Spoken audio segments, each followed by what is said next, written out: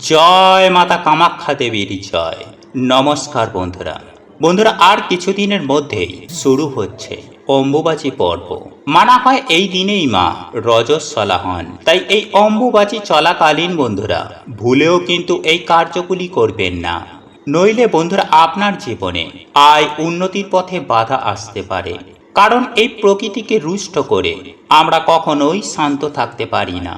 কারণ ঈশ্বরের শক্তিকে দুটি ভাগে ভাগ করা হয়েছে, এক পুরুষ তত্ত্ব, দুই স্ত্রী তত্ত্ব। আর স্ত্রী তত্ত্বের প্রতীক হচ্ছে এই অম্বুবাচী পর্ব। মানা হয় এই অম্বুবাচী চলাকালীন মায়ের কৃপায় সন্তানদের সকল মনোবাসনা পূর্ণ হয়। কিন্তু যদি বন্ধুরা আমরা না জেনে ভুলবশত যদি আমরা এই কার্যগুলো করে ফেলি, তাহলে এই জীবনে নেমে আসতে পারে বন্ধুরা চরম ভয়ঙ্কর দুর্গতি।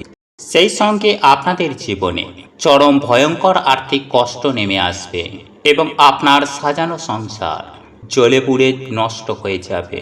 কারণ শাস্ত্রের বিধিবিধান অনুসারে মনে করা হয় যে এই পবিত্র অম্বুবাচী চলাকালীন সময়ের মধ্যে এই কার্যগুলি করলে জীবনে একেবারে অধঃপতন নেমে আসে। শুধু জীবনে নয় বন্ধুরা, আমাদের জীবনের সঙ্গে সঙ্গে সেই পরিবারে চতুর্দিক থেকে চরম ভয়ঙ্কর দারিদ্রতার সম্মুখীন হতে হয়। তাই বন্ধুরা, আপনারা যদি আপনাদের জীবনটাকে সুখ শান্তি এবং সমৃদ্ধময় ও আনন্দের সাথে কাটাতে চান, তাহলে ভুল করেও এই অম্বুবাচী চলাকালীন সময়ের মধ্যে এই কার্যগুলি কখনোই করবেন না। যে কার্যগুলি 99% মানুষ ভুল করে এবং তার ফলস্বরূপ তারা অক্লান্ত কঠোর পরিশ্রম করার পরেও সেই কষ্টের উপার্জিত অর্থ তারা সঞ্চয় করতে পারে না। তারা অর্থ উপার্জন করলেও সেই অর্থকে ধরে রাখতে পারে না। কোনো না কোনো দিক থেকে সেই অর্থ জলের মতো বেরিয়ে যায়। শুধু তাই নয় বন্ধুরা, একই সঙ্গে সেই পরিবারের নানান দিক থেকে নানান সমস্যা ঘিরে ধরে এবং সেই পরিবারের রোগ ব্যাধি থেকে শুরু করে সামাজিক মান সম্মান সমস্ত দিক থেকে সেই পরিবারকে আষ্টে পিষ্টে জড়িয়ে ধরে, যেখান থেকে আপনারা চাইলেও সহজে বেরিয়ে আসতে পারবেন না। তাই বন্ধুরা, এই অম্বুবাচী চলাকালীন, আর এই অম্বুবাচী বছরে কোন দিন পড়ে তা আমাদের সকলেরই জানা থাকে। কারণ কথিত আছে কিসের বার কিসের তিথি, আষাঢ় মাসের 7 তারিখ অম্বুবাচী। হ্যাঁ বন্ধুরা, মান্যতা আছে যে আষাঢ় মাসে যখন সূর্যদেব আদ্রা নক্ষত্রে প্রবেশ করে তখনই ঋতুমতী হন মাতা ধরিত্রী দেবী। আর এই সময়ই পালিত হয় অম্বুবাচী উৎসব। আর এই বছর অম্বুবাচী শুরু হচ্ছে 7ই আষাঢ় 1431 বঙ্গাব্দ, 22শে জুন 2024 ইংরাজির শনিবার।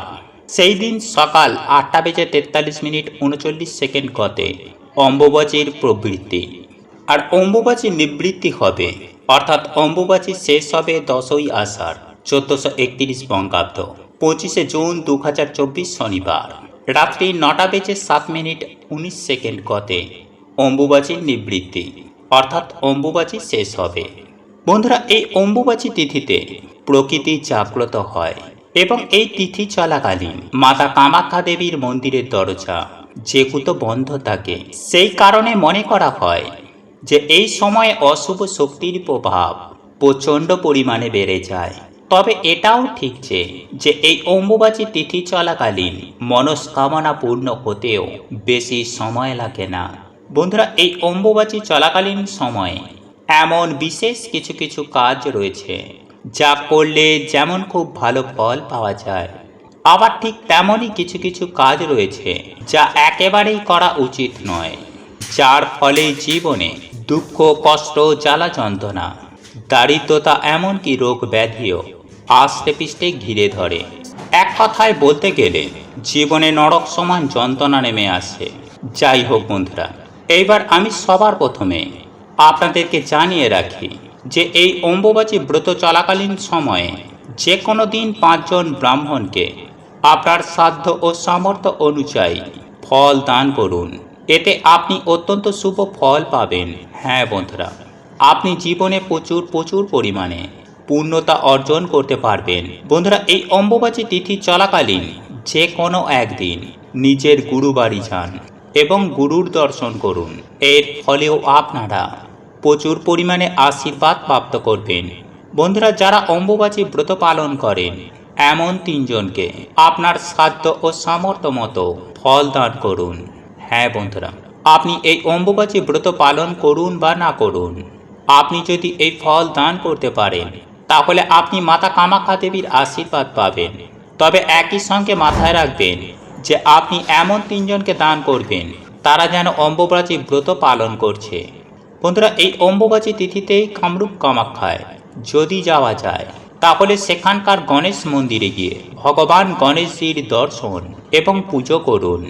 বন্ধুরা, এই অসমের গুয়াহাটি কামাখ্যা মন্দিরে যাওয়া সম্ভব না হলে তাহলে আপনার বাড়ির আশেপাশে যে গণেশ মন্দির রয়েছে আপনি সেখানে গিয়েও ভগবান গণেশজির দর্শন করুন।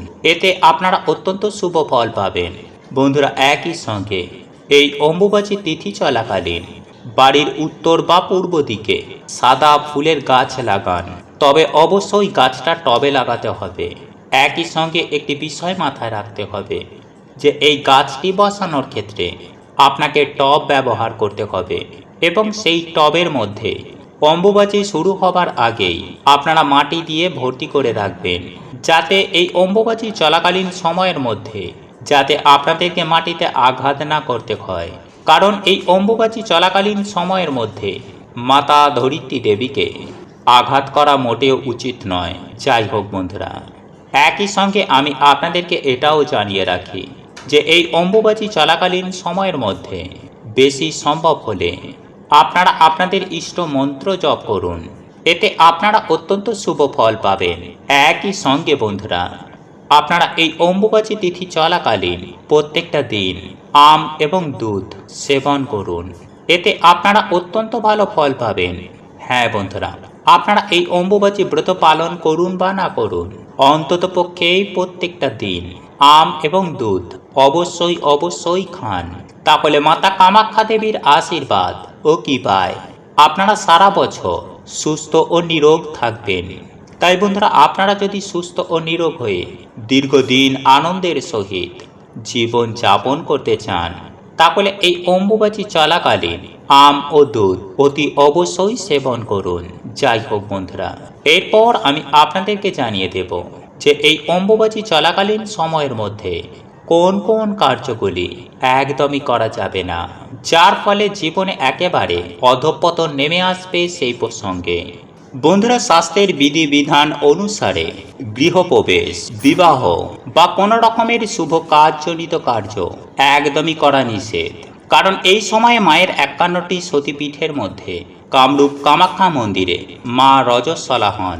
আর এই রজস্বলা চলাকালীন মায়ের গর্ভগৃহে একটি যে যোনির আকারে একটি শিলাখণ্ড রয়েছে তা সাদা কাপড় দিয়ে ঢেকে দেওয়া হয়।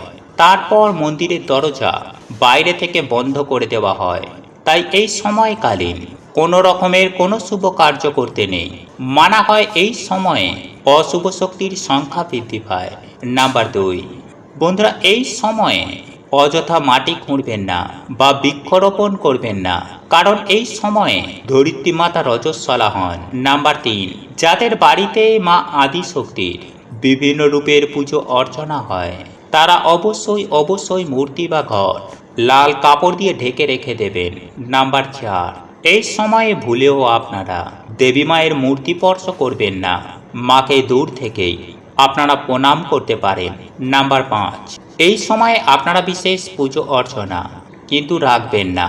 এই সময় আমাদের যে নিত্য পুজো অর্চনা হয়, নিত্য যে কাজকর্ম হয় তা আপনারা করতে পারেন, কিন্তু এক্সট্রা কোনো রকমের বন্ধুরা এই সময়ে কোনো কিছু করবেন না।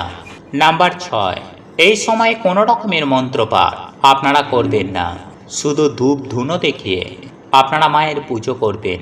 নাম্বার 7, এই সময় আপনারা কোনো রকমের কোনো শুভ জিনিস যেমন বাড়ি গাড়ি বন্ধুরা আপনারা ক্রয় করবেন না। নাম্বার 8, সব থেকে গুরুত্বপূর্ণ হলো বন্ধুরা যে এই অম্বুবাচী চলাকালীন আপনারা কোনো স্ত্রীকে কোনো খারাপ দৃষ্টিতে বা অপমান করবেন না, কারণ এই অম্বুবাচী পর্বই বন্ধুরা স্ত্রীদের উৎসর্গ করা হয়। তাই এই সময় আমাদের মা, বোন, স্ত্রী, কন্যা সকল নারীর সাথে ভালো ব্যবহার করা উচিত। নাম্বার 9, বন্ধুরা এই অম্বুবাচী চলাকালীন অনেক তন্ত্রমন্ত্র প্রক্রিয়া হয়, তাই এই সময় কেউ কিছু দিলে বন্ধুরা আপনারা এই সময় খাবেন না। মানে অচেনা কোনো ব্যক্তি বা পাড়া প্রতিবেশী কেউ এসে আপনাকে কিছু দিয়ে গেল, আর তা আপনি ভুলেও কিন্তু পট করে সেটি খেয়ে নেবেন না। আর সব থেকে গুরুত্বপূর্ণ বন্ধুরা আরও একটি কথা, যে রাস্তায় যদি কোনো কিছু লাল কাপড়, সিঁদুর, লেবু এইগুলি পড়ে থাকতে দেখেন, তাহলে ভুলেও কিন্তু বন্ধুরা এইগুলি পার হবেন না। আর বন্ধুরা যদি এই সময় আপনাদের বাড়িতে সর্প আসে, তাহলে যতটা সম্ভব বন্ধুরা তাকে না মারার চেষ্টা করবেন। তো আজকের মতো বন্ধুরা এতটাই, দেখা হবে এর পরের ভিডিওতে।